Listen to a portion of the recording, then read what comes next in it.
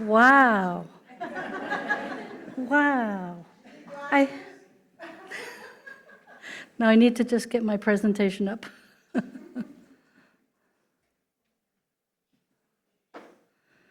This is just an awesome thing. All of the best love in the world is here. And I just am so grateful for all of you being here. I didn't get a chance to say hello to everybody yet, but it's such a blessing.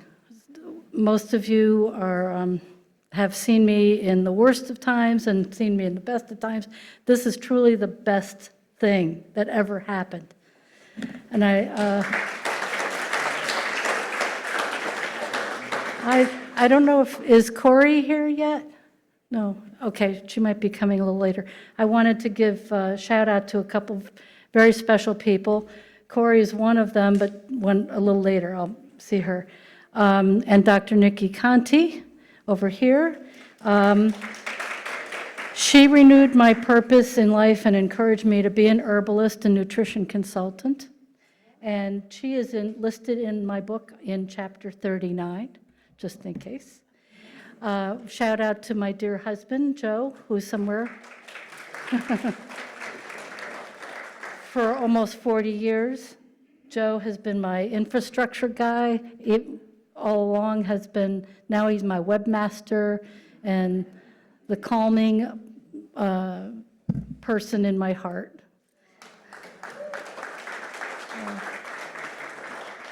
And Denise is here. Denise and Ben helped me with my book trailer. It's still a work in progress, so we don't have it done yet. But it's nice. It's really nice to have people around you that have different. They're always wanting to help and be with you, and that's what I feel in this room. This glowing warmth of cheering me on and being with me. It's just, I can't tell you what it feels like. It's just unbelievable. I'm not used to it, to tell you the truth. For today, I also want to point out Angie Velasi is here helping me be my timer and doing the registration and kind of keeping me on track. Linda Mitchell is here helping me with the sales of the books.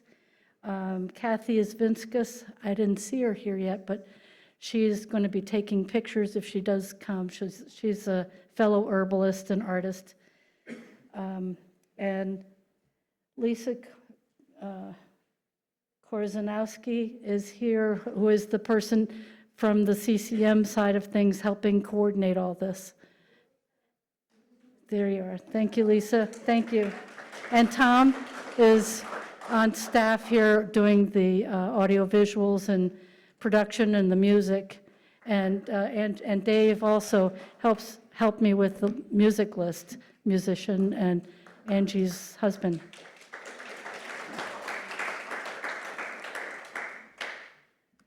So I should see where I am here. Oops. So when I began this journey, it was about a dozen years ago. I thought I would write a few stories to give to my grandkids, to leave some sort of a legacy, but I had no idea where it was going to go. And I invited my dear husband to join me, and who knew? Who knew we'd be at this place now?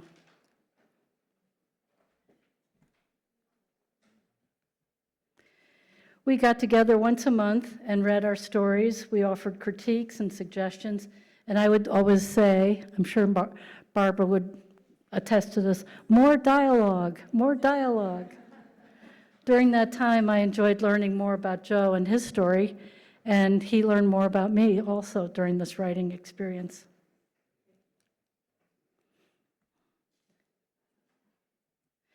So we developed a closeness, a kind of bonding through our sharing, much like our ancestors sitting around the campfire. It seems to be a part of human nature.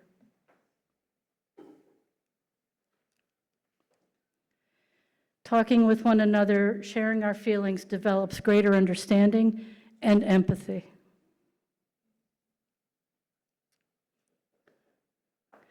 The modern way of communicating allows for connections all over the world.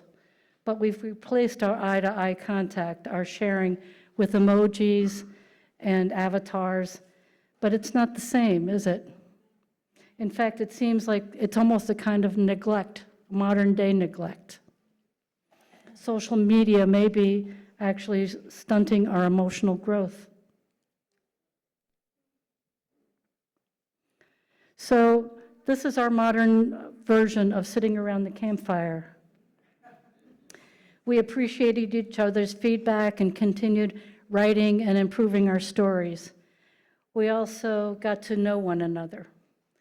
We learned about a rough and tumble kid who grew up in New York City, navigating a tough world while his father was in jail. And there were stories about immigrant families, cultural connections to the past, the Holocaust, an Irish family and their cantankerous grandmother. And there were lots of stories about childhood memories and traumas. There were kids playing under a big porch at summer camp. There was one story about a kid who sat quietly with his mother at church when suddenly there was a clatter, kerplunk, kerplunk, rattle, rattle, rattle. This little boy's marbles had escaped from his holes in his pockets and then went rolling down the aisle toward the altar. What was he to do? That was Joe. Then Keith is the first man here in the picture, told of horrible atrocities of being a tortured POW in Cambodia. One time he looked at me and said, "Your story is also cause for PTSD." And that was, in fact, the first time it ever occurred to me that I would become aware of my own history and the impact it had on me. Here's a synopsis of my book as a book trailer. She was nobody's daughter, neglected and abused by her parents, further traumatized by the state. At just 8 years old, Oops, I hit the wrong button. I didn't mean to hit this button. Let's try that again.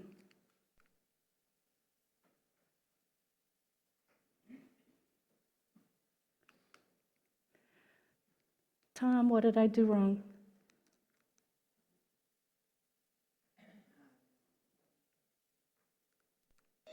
She was nobody's daughter, neglected and abused by her parents, further traumatized by the state. At just 8 years old, Jeanette became a ward of the state, stripped of her home, her family, everything, even her name. Jeanette became Jan. But even as a forgotten child, she carried a spark the world couldn't extinguish. Though life offered heartbreak instead of handholds, she never stopped climbing. From foster homes to city streets, from a teen mom with $9 to a homeowner, from high school dropout to corporate instructor, Jan persisted. She also became an entrepreneur, co-owning a native arts gallery with her loving husband, Joe. And later, an herbalist, guided by a deep respect for the earth and those who've been displaced by it. She had Dana, and with her daughter came a new purpose. Her life became about more than survival. It became about transformation. Nobody's Daughter by Jankeyes is an unflinching memoir of trauma, resilience, and triumph.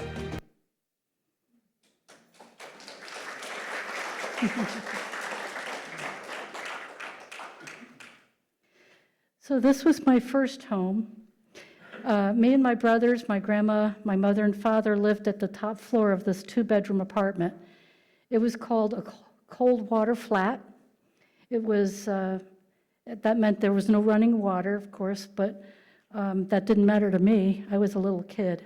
Grandma boiled water to wash and cook and clean, and my mother went to work in a factory that was nearby, and my father did too. They got divorced when I was 4. And then around back, you could see that there's a porch out back, and the L's rolled by at almost within, I could wave to the people on the train. It looked like that one on the right here. I remember playing with a sandbox, making mud pies for my dollies on that porch, and overlooking the kids playing in the playground, because the school was right next door. And that was my world. Anybody that remembers, I don't know if you read the book, but anybody remember about Bill throwing a cat out the back porch? That was like that. And the picture the colored picture in the back shows the alleyway. That's where my cat landed from the third story. It wasn't, well, you'll read it. And this is a picture of me and my brother, baby me. It was a studio picture, which might answer a question. Was I taken or was I in fact given away? And the answer to that, and the story of these pictures, is on page 373.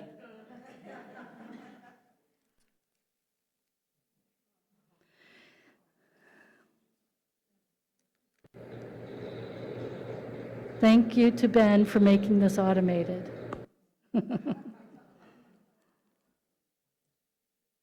So a lot happened between that little girl and when these pictures were taken about 5 years later. My brother and me were both, at this point in time, living in an institution, 2 different institutions, and we were split up, and that was the last time I got to live with my brother. When the state intervened, for a while I lived with my father before that point, while my brother was in a detention center. Then I had to go too.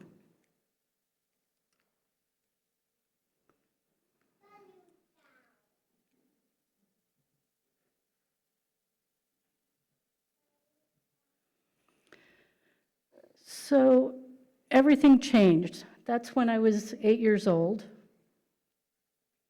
And this is a compilation of my memories. The 2 things I remember about this institution, it's called the Audi Home. One thing I remember is it had very tall, dark windows, and on the inside, they were encased in like jail-like cages.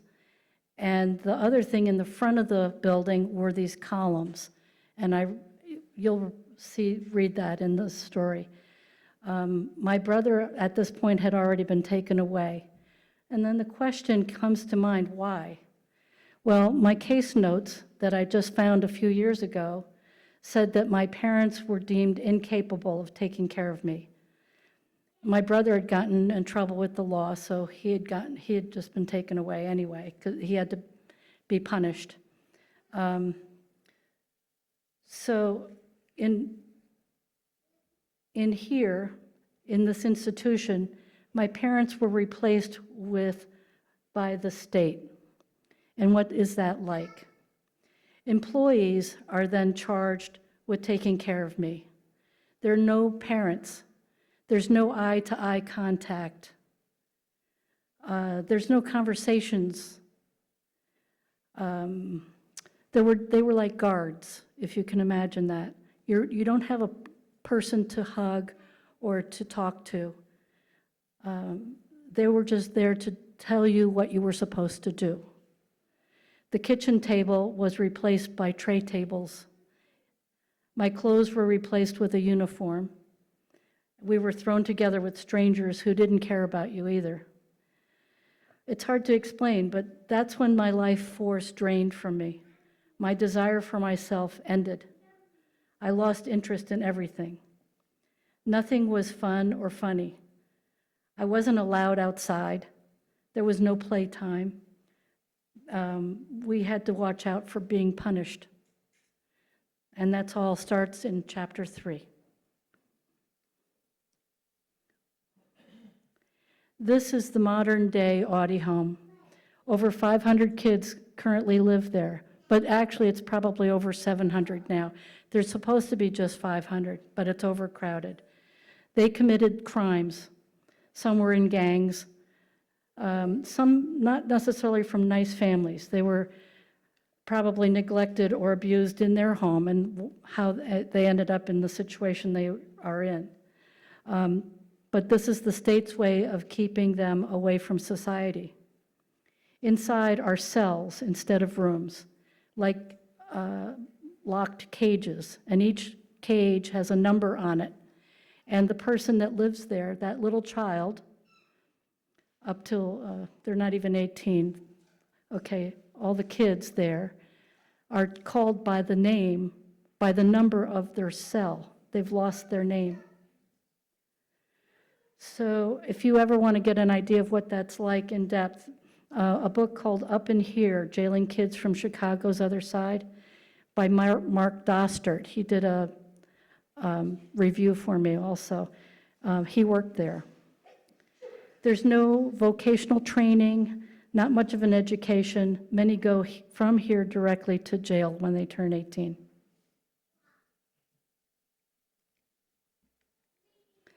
Being a ward of the state provides for the basics. You get a roof, you get some food, and you get a cot. But your emotional well-being is not of their concern. Nobody in authority speaks to you or even looks at you. No one cares about you. You learn to feel as though you don't deserve anything. You're treated like a criminal, even though you're just a kid, when you're in a detention center.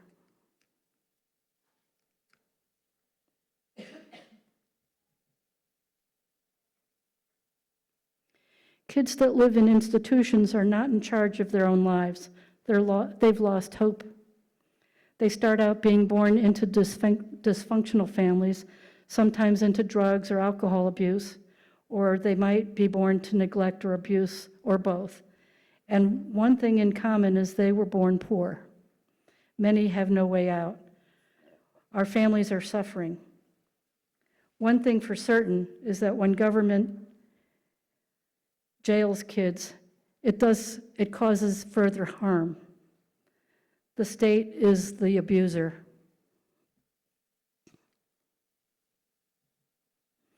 Here's a question. Do you think kids who get into trouble with the law, who come from middle class, go into detention centers? Does jailing a kid help an already deprived kid? I found this case note.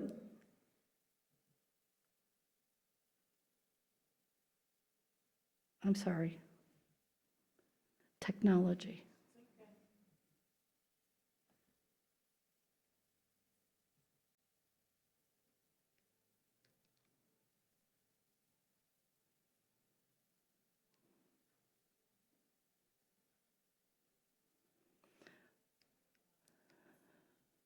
Over 250,000 kids. During this current administration, 11,000 additional U.S. citizen children have been separated from their immigrant-born families. That makes them wards of the state, too. And all these kids will be forever traumatized by the loss of their family, and everything they once trusted is gone. There I am. I lost trust in everyone. I lost hope.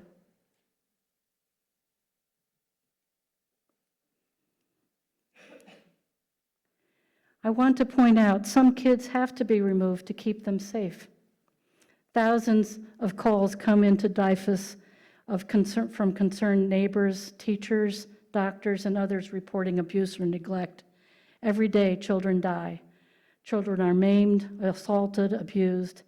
At this rate, 5 children will be dead that were alive yesterday, killed by their own parents or guardians, usually their mothers.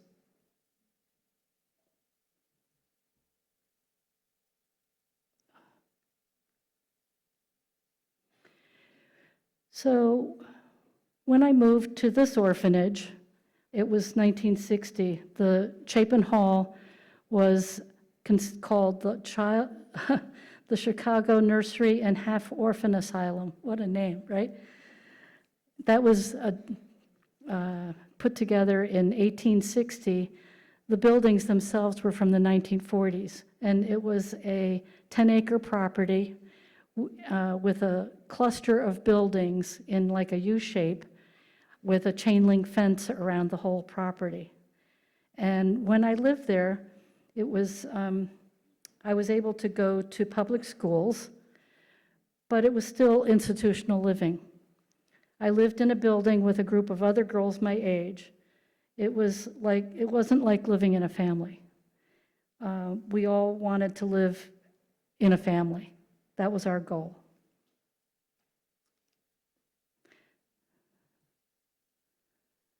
This is my Easter celebration there at 9 years old.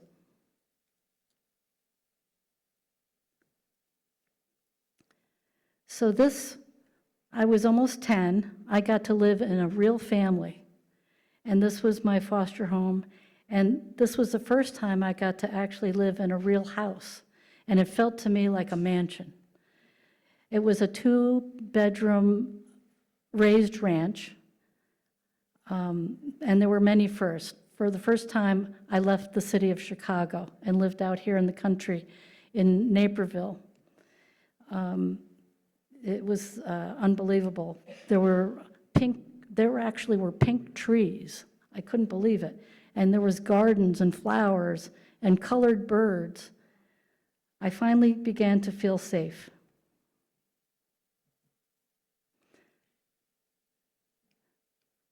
I had a sister for the first time.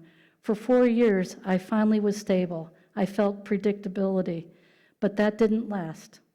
When my sister was sent back, I realized this was not as stable as I thought.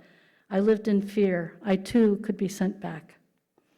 So I had to make a big decision. After 6 years of living there, I decided I would make the first move.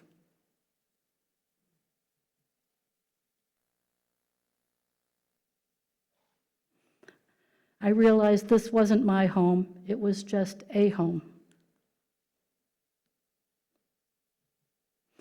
When I decided to leave, I was 16, back to Chicago. I had to figure out how to make a living. I thought that if my foster parents really wanted me to stay, they would say something. They would tell me they loved me, but that didn't happen. I learned how to take care of myself, pay my rent, get my work. Eventually, I would have to do that anyway. I was only 2 years away from being emancipated, so I just got an earlier start.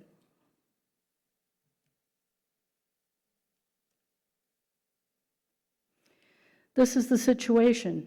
Every day, about 55 kids on their birthday have to figure out how to navigate being adults without a family. Most without money or education, most still with destabilized families. 20 states drop support at 18, so they're left figuring it out themselves. The more progressive ones, the 30 other states, give them a few more years of help. Some help with housing and some help with schooling. This is a difficult, stressful time for all young people, right? So can you imagine what it's like without the backing of a family?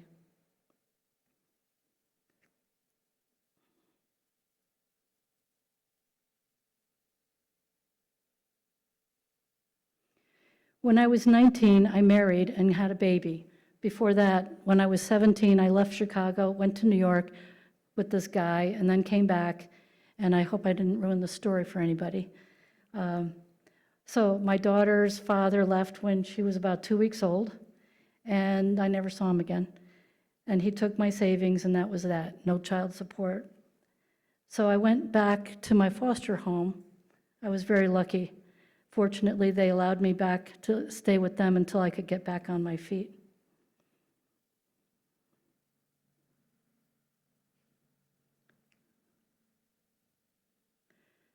So trying to learn how to be a family, or what do you do as a family? I didn't have a lot to go by. So my ideal family was something like I'd watch on television. There was a nice mother and a nice father, loving children, a nice house, nobody argued, everybody had a nice time together. And every problem was solved within a half hour. And I wanted that for my daughter too.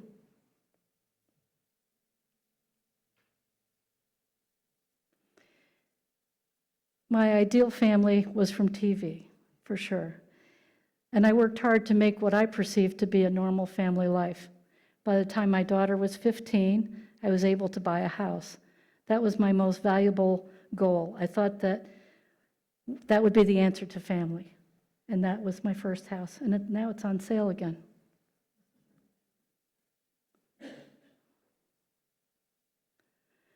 So,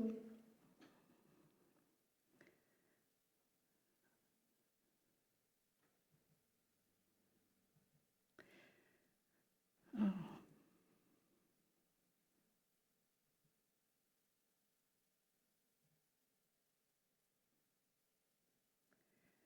Then I finally found a guy that would make my family complete. I was hoping it would have happened before this point in time. Dana was 16 when we married. Joe's boys were 8 and 11. Once again, I had a hard time figuring this whole thing out called family. Again, I had a made-up version of it in my head, like the Brady Bunch. You know, we all would be together, we'd all love each other, just like in the TV show, and there'd be some problems, but everything got resolved within a half hour, and it all worked out. So this is, oops, wrong button. This is my daughter and grandkids and her family. And this is Joe and his boys, grown up now, and his family. A small section of his family, I discovered, really. And the glue that held everything together, the most loving mom I ever had. She made me feel loved and accepted. So where do we go from here? Well, I want to use my story as an example, one of millions who once lived as wards of the state. There's over 8 million adults who have had this lived experience. Of course, everyone is different.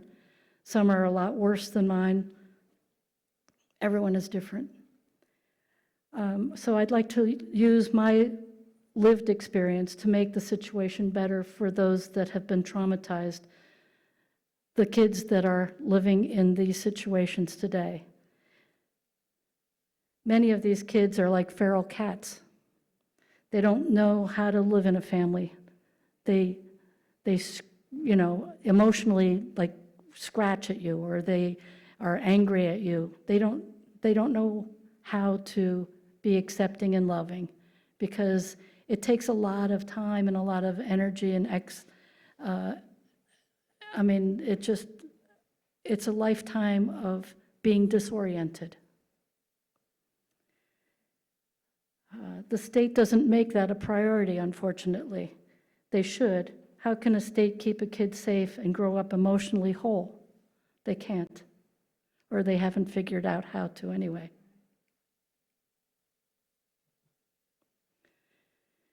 So what I learned from telling my story is that though there are many kinds of trauma, one kind of trauma, growing up without your family and in foster care, is something that needs to be understood better.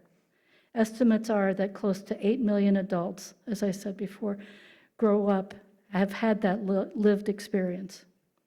Kids now growing up at various state programs are in dire need. Their emotional and even their spiritual needs are just as important as a roof and food. It has to change for the sake of the future generations. I'd like to bring awareness to people who can make changes to the system. I'd like to be an advocate based on my own lived experience, so I plan to. So I'm just telling you about this, not to tell you for any other reason, but just to let you know what I'm doing. I want to raise enough money with my book sales and donations. Just to let you know, if you're interested, you can help me out. These are some links. I'm not now set up as a nonprofit, but I might in the future. This is my goal. So my work over the next 6 months will be to hire a PR service and to connect with other influencers about this topic and see where it goes from there. So if you see me on the, Anderson Cooper, you'll know That's my plan.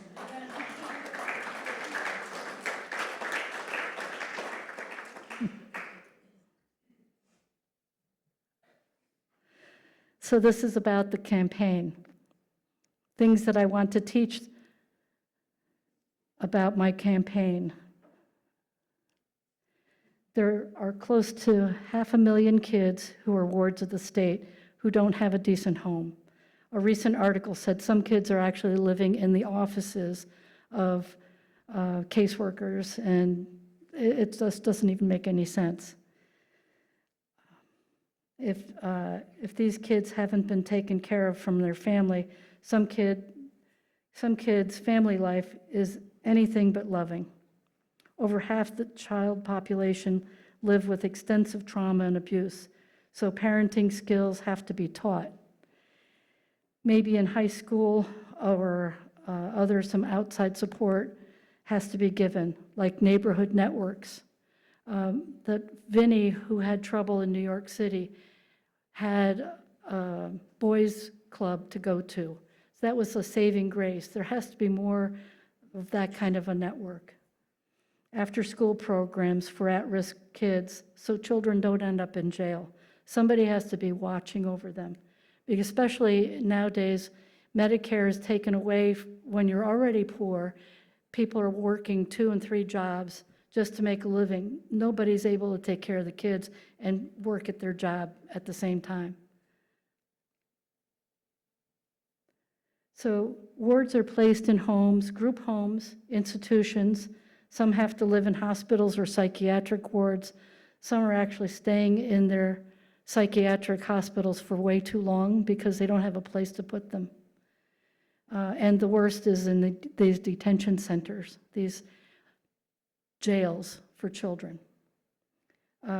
It's not certainly a way of growing up ideally where you're emotionally stable and can help the next generation.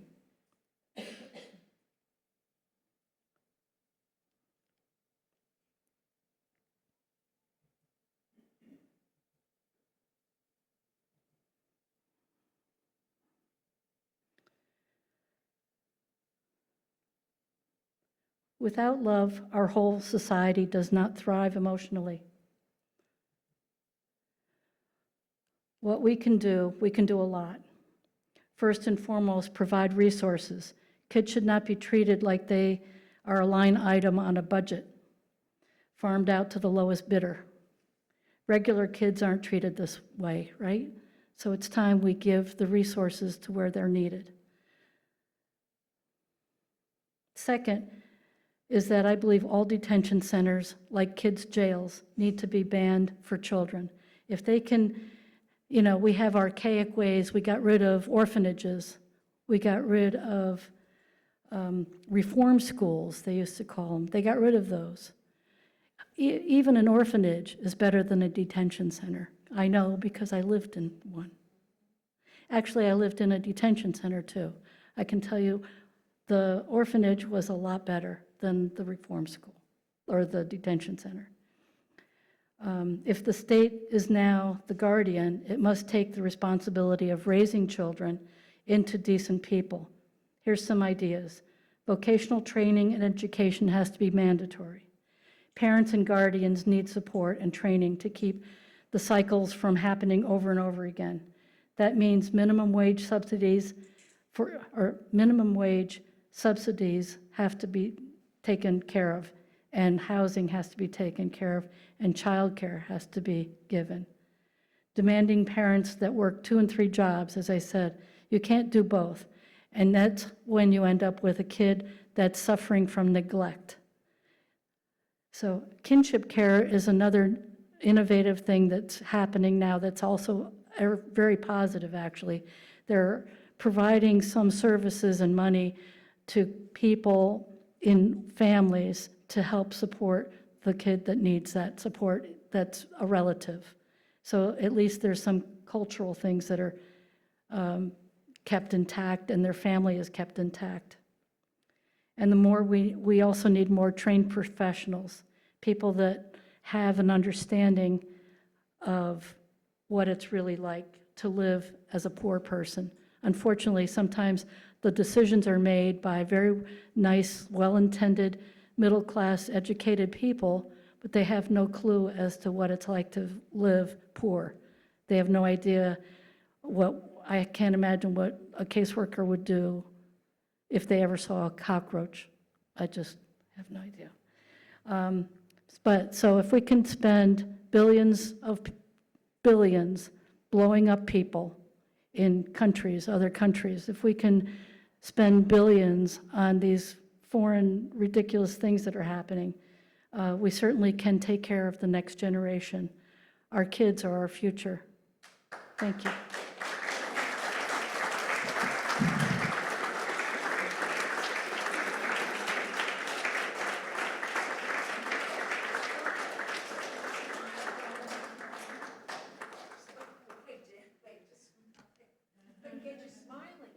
It's a serious topic. Thank you. All right. We're going to take a little break next. Tom, got some music heading our way? And now we can take a brief 5-minute interlude and help yourself to some wine and food, some snacks.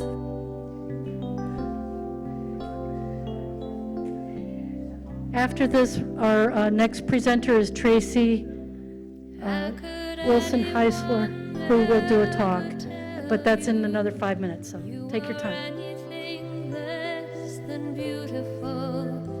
How could anyone ever tell you you were less than whole? How could anyone fail to notice that your loving is a miracle? How deeply you're connected to my soul.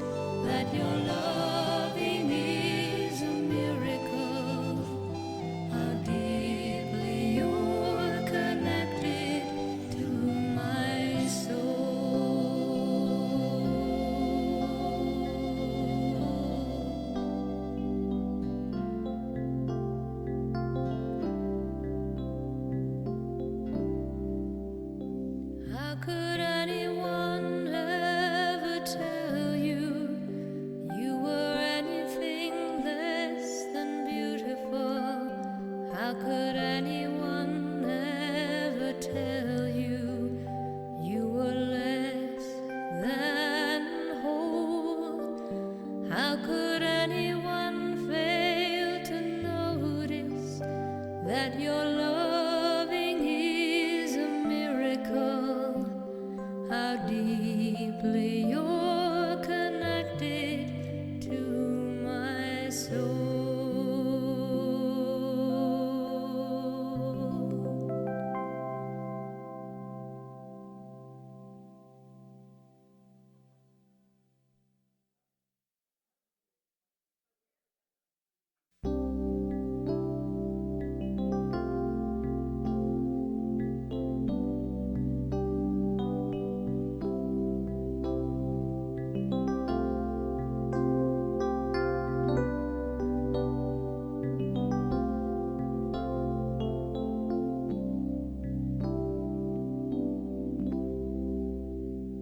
How could anyone ever tell you you were anything less than beautiful? How could anyone ever tell you you were less than whole? How could anyone fail to notice that your loving is a miracle? How deeply you're connected to my soul.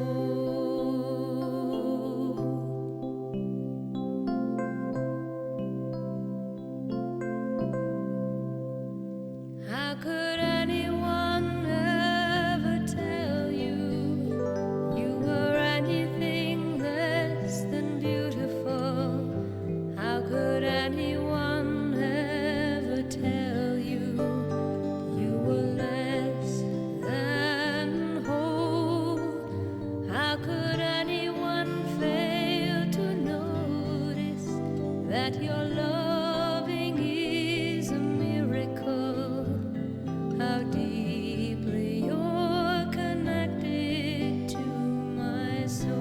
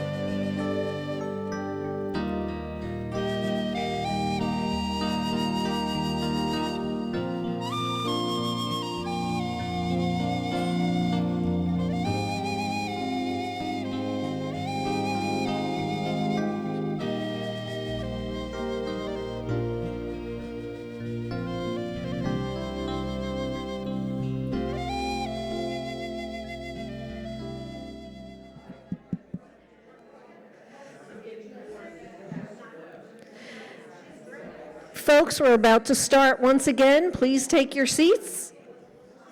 Thank you.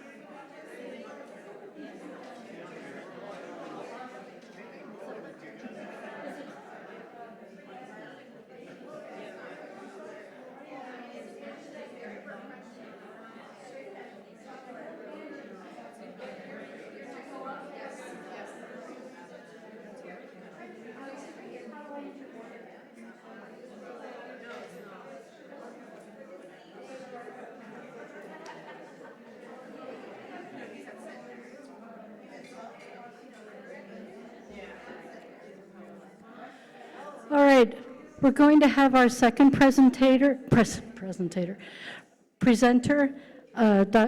Tracy Heisler is here. She's the director of CASA in the Northwest New Jersey area.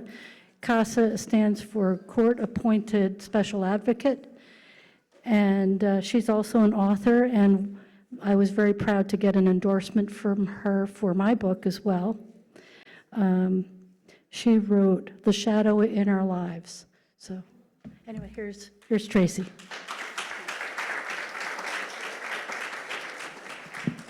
You know, as I'm watching Jan be greeted and supported and loved by so many of you, it just reminds me about resilience, one of the core traits that really help people get through adverse experiences, but also about the phrase, you shine differently when you're loved well. And I can see that she is loved well. I met Jan many years ago now. The service project in my family, I've got 8 children, and so I would put them to good use. We would find families in the community that needed things but didn't have transportation. So I'm the queen of Free Cycle and Facebook Marketplace. So I would find stuff, grab my sons, we would go load it up and deliver it to whoever needed it. And one of those calls was for a couch, and Jan had one. So I took my boys, we went up to her house, and while they loaded up the couch, we talked about what we do at CASA. And she was telling me about her experience growing up in foster care. And I think that trauma bonded us very quickly. And so over the years, we have been email correspondence of when finding different bits of research or stories or best practices that come through, we share them with each other. And I was so delighted to find that Jan was so brave and so vulnerable and so open as to share her story in the form of this book to support the needs of other children. So as we talked about what could I say, because I can't speak meaningfully to her experience, I thought about prevention, the space where I try to focus my efforts working in CASA. If you're not familiar with CASA, it is a volunteer agency where everyday citizens, just like you guys if you're bored, are appointed by court order to a child or a family of children in foster care. And they follow that child through however long it takes for them to achieve permanency. Either go home and be reunified, go live with grandma permanently, whether they age out of the system or they're adopted. It's a long-term commitment, but it really prevents a lot of the experiences that Jan talked about, of being pushed through, about being placed in spaces where you're not safe, for having needs that go unmet. My mom grew up in foster care. I was in foster care for a short time as a child because of poverty. My parents had been evicted. They didn't want us living in the car. So my brothers and I went to different places. I was in a placement in Watchung for a summer. But it's an experience that a lot of people just don't know and understand, which is why I think prevention from everyday people is really key, because the safety and well-being of these children is a responsibility for all of us.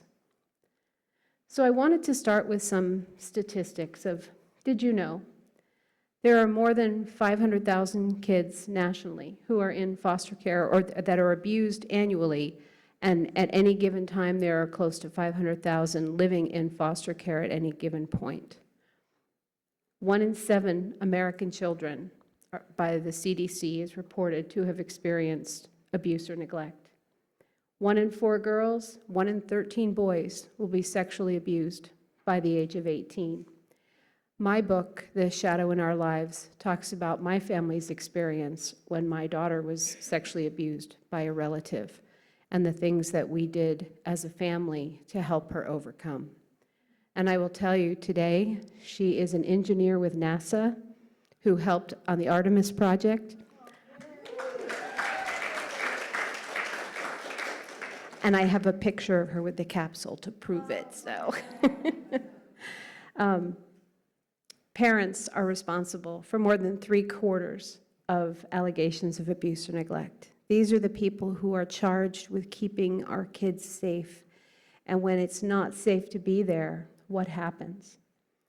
And I broke down here nationally that 79% of kids who are reported, it's for neglect, because that's what we can see, that they're dirty, their clothes don't fit, they're falling asleep in school, they're stealing food, they're because of malnourishment. 19% physically abused, 9% sexually abused, and 0.3% are sex trafficked. And foster youth are at the highest rate of vulnerable people to be sex trafficked because they don't have people looking out for them. They don't have families who are paying attention. And if you'll notice, 1 in 4 girls, 1 in 13 boys, and yet only 9% of the allegations that come in are for sexual abuse, there's a huge disconnect. And we often find that a child might be referred to the courts or DCP&P because of neglect, and as they feel safe, other things start to come out, and you hear these secondary traumas that they have experienced. So the thing I wanted to talk about, it's one of the areas of expertise that I'm trying to master, is about adverse childhood experiences, or ACEs. Has anybody here ever heard of ACEs?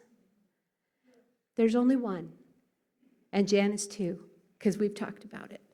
So let me tell you what this means. In the early 90s, there was researchers from the CDC who were doing an obesity study for Kaiser Permanente, which is an insurance company. And they were trying to figure out, why are people so fat? What can we do to lower the expenses that we're paying out for all these fat people? So they had 17,000 people that they surveyed. They were gathering background information on their medical history, on their family history, socioeconomic demographics. And they started to find a correlation between child abuse and obesity. And they thought, wow, that's weird. Let's deep dive into that a little more. So they spun off the obesity study and moved into an ACEs study. And they took 10 domains, and they asked people, and you can go online, you can Google it on your phone right now and find the 10-question ACEs survey. Were you sexually abused as a child? Did anybody ever call you names or make you feel bad about yourself? Was your mother ever abused by your father? Were there times that you didn't have enough to eat? And so on. And they found 1 in 4 children had significant abuse histories. Less than 1/3 of Americans had 0 ACEs. And it gradually went up till about 12% of all of us in this room had 6 or more ACEs. And what they found was the higher your ACE score, the more likely it would be for you over the lifespan to have higher incidences of drug use, of alcoholism, of abuse or neglect within your own family, a mental health crisis, depression, anxiety, cancer, cardiovascular disease, heart disease. And I was really puzzled about those. I could understand the drinking, the drugging, the bad relationships, depression, but how do you end up with that? It's because one of my colleagues instructed me, as a child, the first drug that we find is sugar. And if we don't transition to drugs or alcohol and sugar stays our drug of choice, obesity follows us, which cardiovascular disease and cancer. So it's important that we understand that if we know people, and I'm going to venture, how many of you have ever met a person who either flew off the handle really fast, got insulted very quickly, withdrew, didn't want to talk anymore, suddenly just ghosted you? Have you ever met a difficult person? Anyone? Yeah, because what we're finding with ACEs is that when this kind of abuse or neglect occurs in childhood, it actually changes the brain structure of children. And it makes that fight, flight, freeze area become the dominant parts of our brain. So there's like a super highway, and even though it might not be a threat, it feels like a threat that you either have to fight your way out of, run away from, or hide from. And this is something that people don't understand. When we look at children, we look at adults who are hard to love sometimes.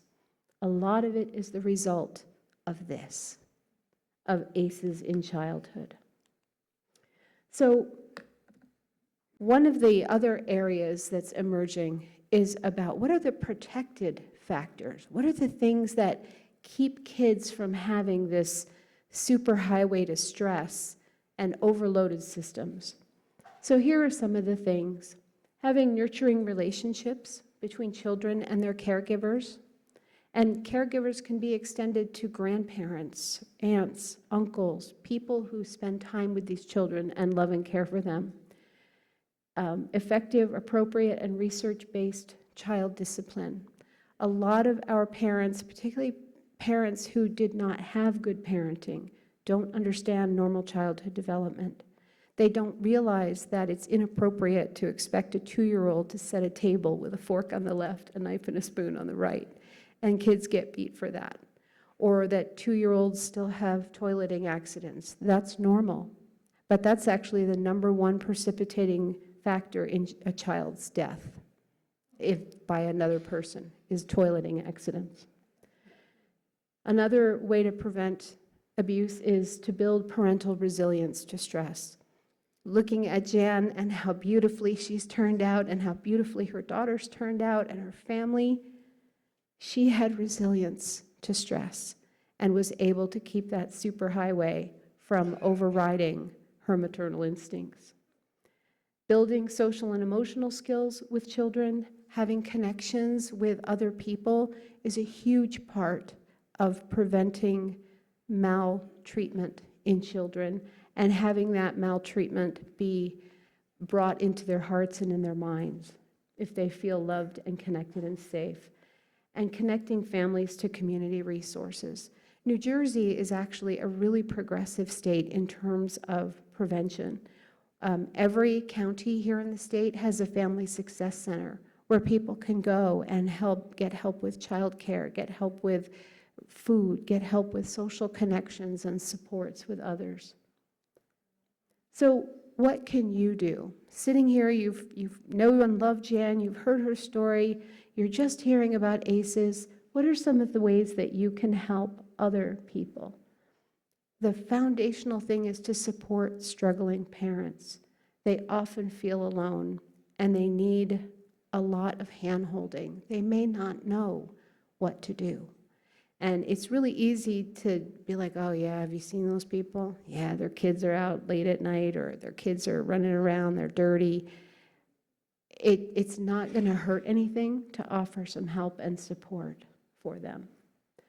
The #1 predictor of kids coming out the other side of these adverse childhood experiences is having a relationship with a safe, loving, and caring adult. So even if you can't reach the parents, if you can be that person for a child, that is the #1 predictor of them coming out the other side.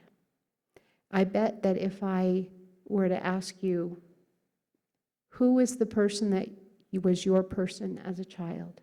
Who could you turn to? Most of you would have that. It would be mom, it would be dad, it could be a sibling, it could be a grandparent, it could have been your teacher, it could have been the bus driver or a neighbor, but someone that you felt connected to and that you trusted. The next thing is to understand the impact of ACEs. It transformed the way that I do my work in child welfare. I started working in domestic violence 37 years ago, 38 years ago, and it's very easy to have a really judgmental view of dysfunctional families. And when I moved into the child welfare space 27 years ago, I came in with the thought that I'm going to save children from bad parents. And I was so surprised to learn 99.9% of these kids love their parents. They just want whatever the bad thing was to stop. And helping them helps us to break that cycle of ACEs. Another thing is empowering kids with bodily autonomy. I grew up in a time where I always heard, give so-and-so a hug, give Granny a kiss. And sometimes kids don't want to do that. And my grandchildren, my kids are very clear with them. You don't have to give Granny a hug if you don't want to. Yeah. You can give her a high five. You can give her a fist pump. You can just wave goodbye. But you don't have to have anybody touch you or touch somebody else that you don't want to. And I think that is just powerful. We can also take good care of ourselves. Based on the statistics that I just explained about ACEs, there are a number of you in this room who had bad things happen in childhood that might be difficult to deal with. So taking those opportunities to go out in nature, take a walk, read, listen to music, dance, whatever it is that floats your boat, go float it. I took my grandchildren yesterday to a fairy festival in upstate New York, and it was a long ride. It was like almost 2.5 hours. And I was teaching them this song that I just learned on a little TikTok reel. And it was, every single cell inside my body, every single cell is happy and well. And therapists came up with this as a cross-body emotional freedom tapping, is what they call it, way to de-escalate the amygdala when you feel stressed. It was just one more tool, but it was such a happy sounding tool. They're singing away, every single cell inside my body. And I think that's wonderful, to find ways to empower not only our children, but ourselves to heal from the things that happen to us. It is my firm belief, every child, every single one, deserves a safe, loving, and stable home. Unfortunately, not every child has that. And that's why I moved into the CASA space, where I could follow along to make sure that my kiddies are getting what they need. I have a 4-year-old right now that I'm advocating for. And I advocated back in February for play therapy because there were some issues that were bubbling up that I could see were there. And at that time, everybody said, no, no, no, no.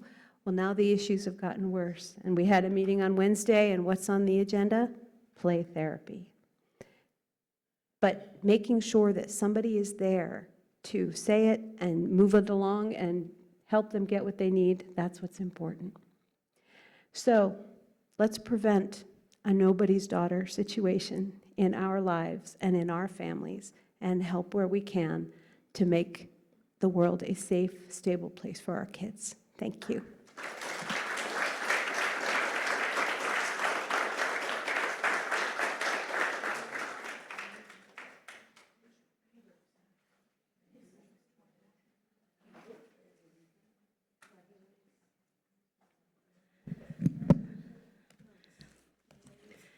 So what I'd like to do next is do a couple of readings, or at least one reading.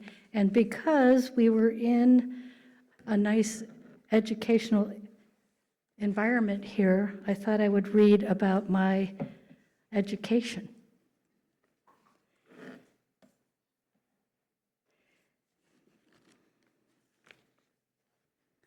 Okay. This is where I was at the Audi home, the very first time I was placed away from my regular home. It's called the activity room, and it's chapter 4. The next day, someone in a uniform told us to line up. Dutifully, I walked down the hall with the rest. We entered another room. I looked around, then sat at a school desk. One girl tossed her head wildly from side to side. Her matted, stringy hair fell over her eyes. She stood up as if to make a speech. I glared at her over my shoulder as I sat. She stammered and gurgled. 1, 2, 3, 4, 5, she emphatically yelled. Then suddenly she stopped as quickly as she started. She looked down as if analyzing what she had just said. What did she do that for? This is a classroom. I was annoyed and wondered what kind of a fool would be so rude. I also reconsidered this notion of school with only one lesson: silence. When are the real lessons going to start? When is the teacher going to say something? The teacher sat slumped over the desk in front. She didn't raise her head. She looked like a rag doll, only grown up. Her eyes were blank as the girl who yelled out the numbers. Another uniformed woman from the back of the room approached the yeller and patted her shoulder. "Now, Eve," she whispered audibly, "it's time to sit down." Eve stared at her defiantly, then slowly sat. Mindlessly, she stared at her hands as if planning a manicure. Only the retards could get away with that. As the restless boredom of no lessons became apparent, class chattering became more chaotic. The ragdoll teacher raised her head. "Quiet down now," she said. All the girls hushed their conversations to whispers except Eve. She bolted from her desk to stand at attention, then scowled. 5, 6, 10, she stammered. The group was lost to the madness. Saliva from Eve's garbled mouth drooled over her light blue uniform. She laughed wildly. The woman from the back grabbed Eve's arm and forced her into her seat. The laughing stopped. The noise muted again. Tentatively, I raised my hand. The teacher didn't notice. After a minute, I quietly tiptoed to a pile of crumpled magazines on the heat vent ledge at the front of the room. I grabbed one, held it low, and returned to my desk. No one noticed. I turned the glossy pages. My eyes fell upon a watercolor print of a woman draped in a fur coat, striding in front of the Eiffel Tower. A bottle of gold-colored booze decorated the side of the page. I got lost in my thoughts. I remembered lying next to Mommy in bed as we looked at magazine pictures. I remembered the dusty, dark, and crumpled room and how warm and snuggly I felt back then as I glanced at words I couldn't read, watching Mommy's long cigarette-stained fingers turn the pages. I delighted in the pictures alongside the columns of words. Sometimes Mommy would lay her head close to mine and point to an ad. "See, honey, this is New York," she explained. She paused, staring at the jagged building shapes. "Wouldn't it be wonderful to go there?" I'd nod, somehow knowing it must be wonderful because Mommy thought so. She'd never left Chicago, but wistfully dreamed of traveling to far-off places. "And oh, isn't she beautiful?" Mommy would exclaim as she pointed to a woman dressed in a fancy red dress. Then she'd flip to the next page. "Oh, look at that little doggie in the teacup," I squealed in delight. Mommy smiled. "I wanted to hold that little doggie." "How can it be so little? Is it real, Mommy? Can we buy it?" I was jarred loose from my daydream. "Be quiet," the teacher said. "Didn't I tell you girls that?" I looked at the long windows with bars. What a strange place. What kind of a school is this? I want to go home. This place is way too hard.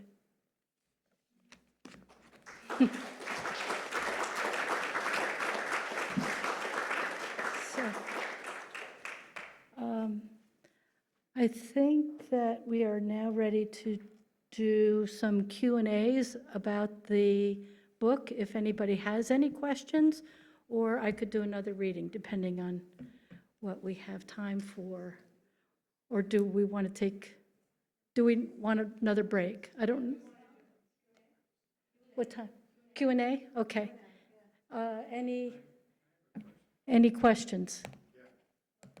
We're moving the mic back and forth so everybody can hear the question. Hi, Jen. Hi, Dave.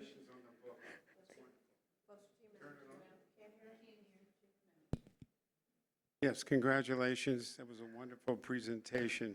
Thank you. I do have a question. After you were well into the writing of the story, was there a time ever a time when you felt that you just could not finish this book because of the reliving the stress? There are certain areas of the book that were so hard for me to write that I actually just, this chapter 3 was the one that I was most confronted with. I wanted to say the moderator, Lorraine Ash, who is my editor, unfortunately she's not here, had posed a question of everybody, and they said, she asked, what, for inspiration for writing, what is the thing that made everything from that point on different? What happened that changed everything from that point on? And I knew that I was faced with writing about being in that place, the Audihome. That was so hard for me to write that I actually wrote it in third person to start with. I wrote it as if it happened to somebody else before I could turn it into something that I could wrap my emotional body around to address the things that happened in that place. Because I was 8 years old and I was living behind bars. There was windows very similar in size, I think, to these, except they were tall, and this was a very tall room. And they had grated jail grates on them, and I wasn't allowed to play. I was the youngest one there, by the way. So there wasn't, anyway, it was just they had people that were retarded, as you could tell from this story. There were people there that had committed crimes. One little young girl murdered somebody, I don't know who, but anyway, all these different people, and they were all just unwanted people, and I was one of them. So that was a very difficult thing. So, yeah.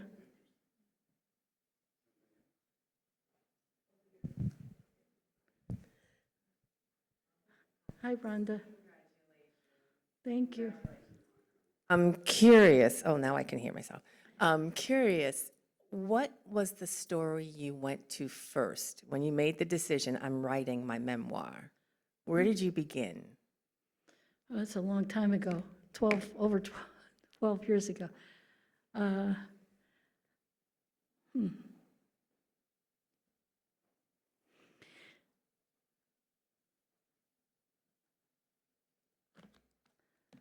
That's a good question. I don't really know. My guess would be that I would go towards one of my earlier memories of living in that house, living at that apartment in Chicago. I probably would have talked about a lot of things got eliminated after the editing, of course, but I wrote about the playing with my sand and my friends, and we would run around the streets of Chicago in our neighborhood, and I would gather different colored sands, because that was my big thing, to try to make different mud pies of different colored sands for my dollies. And I think, because that felt good to me, it felt good to me. So I'm sure I started with my earliest remembrances. Yeah. Hi, Jen. Congratulations. Oh, yes. It's more of a comment, I guess, more than a question. I just wanted to say that I did read the book, and Yes. I did message you as well. I got to a certain point in this book, and as an adult, I just wanted to reach out and hug Jan. I bawled my eyes out just because I could feel your story coming right through the book. My daughter's also a foster parent, and you know this, but Yes. she has, she reminds me a lot of the family in your book. Maybe it wasn't perfect, but it was positive, and it was home, and at least it was home. But I was expecting, I don't know how to say this, I guess I was expecting more war stories, so I was very pleasantly surprised to see how much hope is in that book. Thank you. I really, most people that know me know, like, that's how I live life. Like, if you don't have hope, you're hopeless. And then what do you have? And so I actually purchased a second book so that I could donate to my church because they're very big on foster care. And CASA, like, I've been involved with CASA in Luzerne County, where I live in Pennsylvania. Oh, great. And a lot of my career has been involved with children and people who have experienced ACEs, like the drug addiction and stuff, you know? And it's just really nice to have a nice positive book. Like, you've gone through some crap, but you came out the other side, and it's just great to see that's possible. You know, for a lot of people, they just can't see past their own problems, and just to know that there's hope out there, like, that's what I got from the book, was there's hope. Yes, So yes. thank you. Thank you, thank you. Thanks.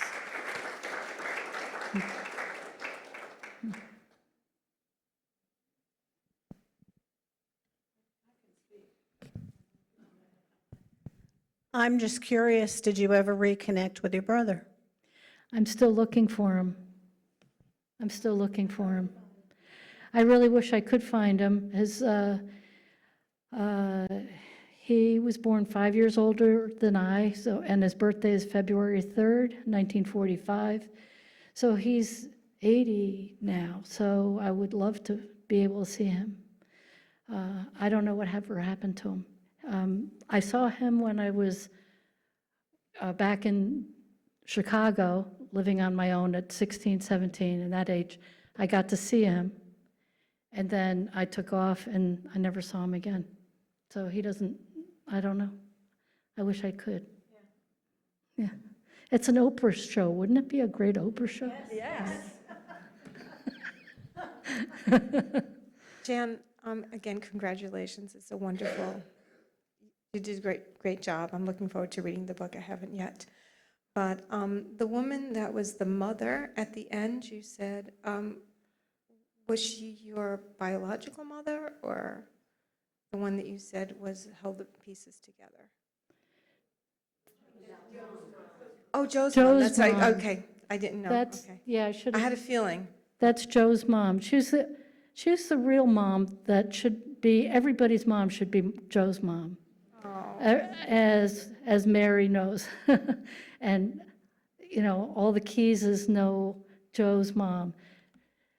She taught me what love was like to be in a situation. I had a foster mom, I had a stepmom, I had a natural mom, I had a grandma and another grandma, but nobody was like Joe's mom, in that she embraced me and took me in as if I belonged. And for, you know, many years, I really felt that.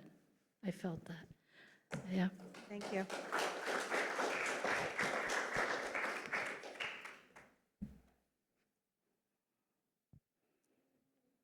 Do you want to hear another reading if there's no more? Okay, Hi, Jan. Congratulations, honey. thanks. Okay, Diane. I want to know where you did most of your writing over these 12 years when you were going through all these different things and different employments. Where did you do most of your writing? At home. And once a month, we were given an assignment, and I think that's really, if you ever plan on doing a writing, several of you in this group were in our writers group, and it was like an assignment going to school. You had to come up with a story every month, and then it evolved, and it was over 2 years that we wrote these individual stories and compiled them, and eventually it turned into something. But I never wrote it, I would never have thought to write it without a group.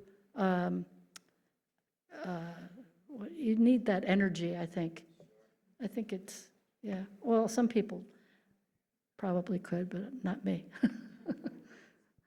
Jan, hi. Hi. Congratulations. Oh, thanks, Ange. I would like to know, how has this changed you now that this book is published and it's out in the public domain? How are you feeling now? Well, what's really interesting was, first off, major change was doing research in the book. I went to Chicago, found my case notes at the University of Chicago. That was an eye-opener. It was the very first time I read things written about me from when I was 7 and 8 years old. And these were stuffed in a file cabinet. Nobody knew. And that's something I really think should be changed by the system, because if you don't know that they exist and they just end up getting tossed, you're at a loss. You have no perception as a kid what happened to you. So that was a real eye-opener. One of those, there's several things in there that I learned about. So now that it's published, at first I felt like I was half naked. I felt like I was, there's a commercial where there's a guy coming out of a shower and he's half filled with soap and stuff, and he's going like this. That's how I felt when I first had it published, because I said, oh my gosh, they're going to know about this. They're going to know about the boyfriends. They're going to know about how horrible I was with my daughter, and they're going to know about that. And I started feeling really embarrassed. That was, and it was, I didn't know what to do. I already wrote it, so it was out there. So what can I say? So then I started to come to terms with that. So that took a little time. I came to terms with the fact that, the one thing was that when I started saying, oh, people would say, oh, you wrote a book. Oh, good. What was that book about? And I'm like saying this almost like an embarrassing way. Well, I was a foster kid and I was a ward of the state, and that's what it's about. So, okay. And then, then I'd get one of two reactions.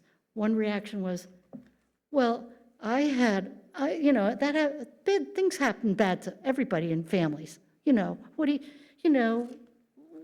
Why are you even writing something like that? And then I said to myself, well, yeah, bad things do happen to a lot of people, but this was my story, so this is why I wrote it. The other thing people will say was, well, I don't know why you're writing, I'm very interested in that. And then it would open up a conversation. So that was kind of encouraging in a way. It allowed me to say and get out in public what normally would be something that maybe somebody would hide under the covers and say, you all try to pretend like you had a normal life and everybody had a normal childhood. And so I learned by the position that people would take as to my own response, and it grew. I grew to embrace it. I grew to embrace myself. And okay, so this is one tragedy. Millions of people have tragedies. Everybody has problems. This just happens to be mine. So it's not better, it's not worse. It's just it. Yeah. Hi. Since you didn't have any positive role models, how did you learn to be a good mom to Dana? I'm not so certain I was. She's not here. That shows you something. I borrowed families. I borrowed circumstances that put us in situations that were wholesome. Because it was just Dana and me, and one of my best friends, Corey, I would go to her house and visit with her friends, her family, and I bonded with them, and Dana bonded with their kids. So I got to share, and I would take her to like camping experiences, or I tried, as a single mom, you only have so many resources and very little time. And this is the problem. I really think that if the state could understand what a person goes through as a single mom or limited resources, would it hurt the great scheme of things for them to offer an extra $50 so that the kid can go do something at the Y? I didn't have that money, so I think that's what society has to take into account. We have to embrace the situations where people are very limited and they're being stifled, as I was. So I had to find all kinds of, like, playmates for Dana and normal families to be with.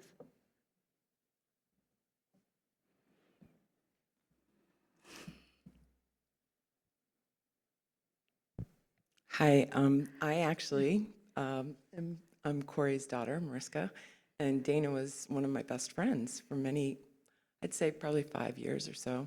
And I would spend weekends with you guys. And so I just want to, my perspective at that age was that you were the first single woman that I ever saw that was like the head of the household.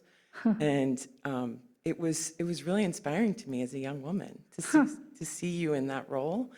And I always felt like you were such a loving mom, and you were so much fun. I mean, and you actually exposed us to a lot of things. I mean, I got to go to Philadelphia for the first time with you, and Dawn, I believe. Yeah. There were, and at the place in Madison, the apartment. That was my first experience, like living right on a street where I could walk down to the store. So I just want you to know that even in that moment, if you look like you were looking out for resources beyond you, you were feeding other people too. Oh, that's wonderful to hear. Thank you. Oh, one more. No, Hi, I Risa. just want to say, Jan, that I think you're amazing. Oh. And, the fact that you were able to share all your vulnerabilities and your resilience, and also educate people as to what is going on and, now, and how people can help, that's amazing. Oh, thank you. Yeah. Thank you. So, is the party over, or? We have some more food, and I have some book signings to do. Help yourself to some refreshments, and I'll get to doing some of that. Thank you so much for coming. Thank you. Very, very